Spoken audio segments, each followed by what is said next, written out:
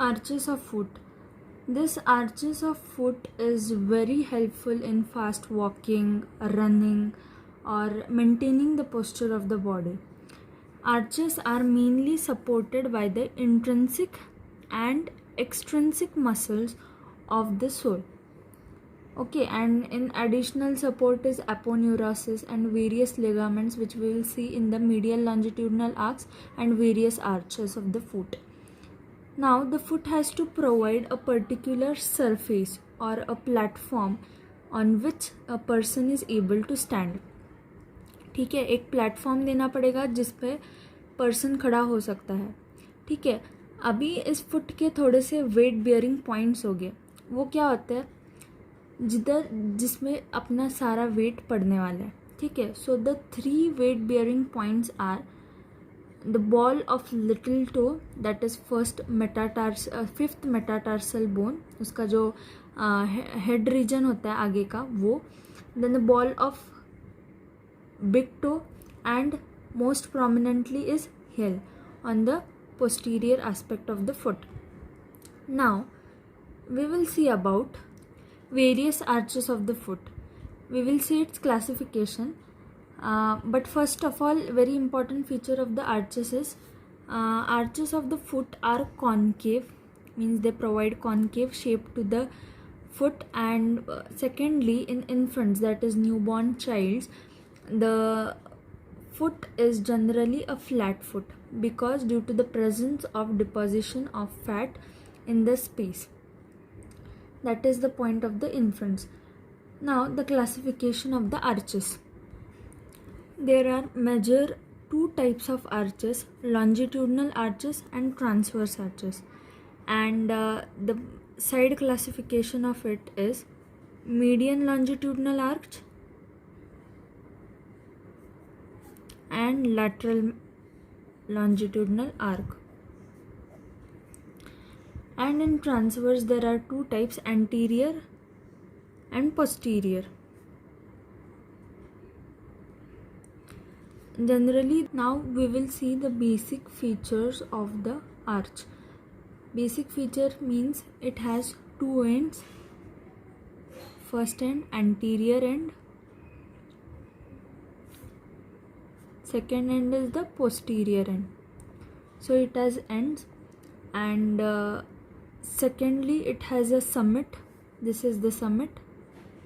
Red block shown here is summit. What is meant by summit? Basically, the topmost part of the arch is known as summit. Then it has pillar. This is the pillars: anterior pillar and posterior pillar. Means these are the basically bones which is going to form the arches. Now imagine in this schematic diagram that these blocks are bones. Okay, now the red blocks shown here, its upper surface is known as summit, and this bone is here known as keystone. Okay, so this keystone means the important bone or through which the sides are been determined. You must be remembered from the gluteal region that gluteal region piriformis is the key muscle. Why piriformis is known as key muscle? Because according to it, the names of components is decided.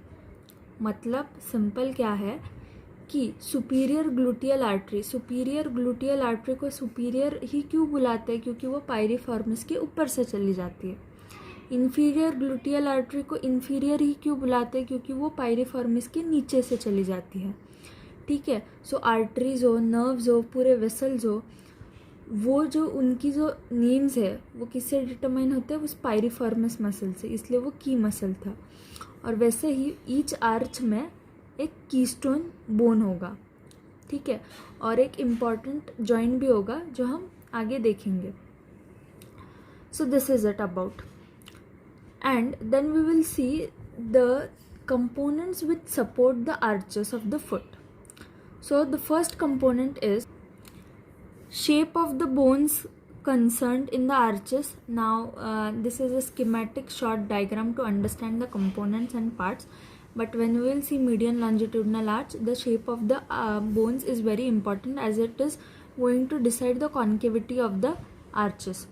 Now, first is the shape of the bones, second is intersegmental ties or stipples, that is the ligaments between the bones. So where are these intersegmental ties? These are the intersegmental ties, that is the ligaments in between the various components of the arches or various bones of the arches. Now, the most important, tie beam or bowstrings, which connect the two ends of the arches. So this is your tie beam, and the last part is sling. I'm again repeating, these are the supporting structures of the arches which help to maintain the shape or concavity of the arches, and this is known as sling. Sling means which supports the summit of the arch, which is going to hold the summit of the arch properly in its concavity shape. Now we will see the arches of the foot, that is longitudinal arches. Now let us see in the bony framework of the bones that what are the components of the median longitudinal arch and lateral longitudinal arch. So if we look at the names of the bones, then this is the calcaneum, this is talus, and this is cuboidal bone, this is navicular, which is boat shaped, and these are the three cuneiforms: medial cuneiform, intermediate cuneiform, and lateral cuneiform. These are the 5 metatarsals, and these are the phalanges. Okay, so now if we proceed to median longitudinal arch, then it has the medial part of the calcaneum, whole talus, the navicular bone, the 3 cuneiform bones, and the first 3 metatarsal and its respective phalanges. So this, as shown in the red, is the component or constituents of the median longitudinal arch. And the lateral part of the calcaneus, then the cuneiform, and the 2 metatarsal and its phalanges are the bony components of the lateral longitudinal arch. Now let's move to the specificity and see median longitudinal arch.